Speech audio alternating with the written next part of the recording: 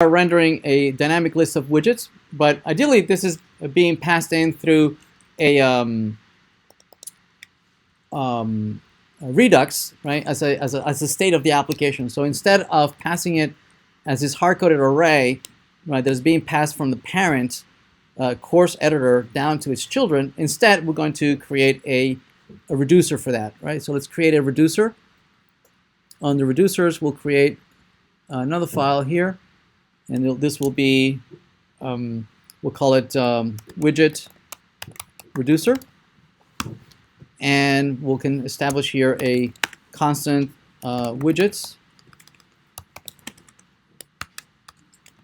that contains the array.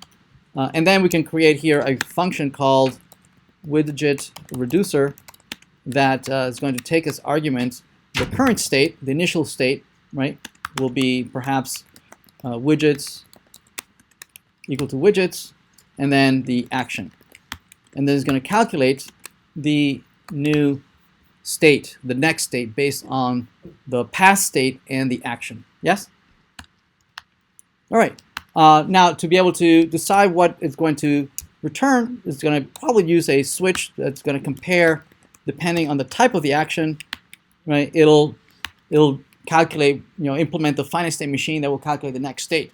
Right? So by default, it should always return the current state, meaning if I don't know where to go, if I don't know what the action is, I don't understand, I'll just stay in the current state, right? I won't transition. I'll just stay in the current state. Yes? Right? All right, so we have that, and we're going to export this. So export default widget reducer. And once we have that, right, we can now map this state to where it needs to be rendered. Okay, so let's do that next.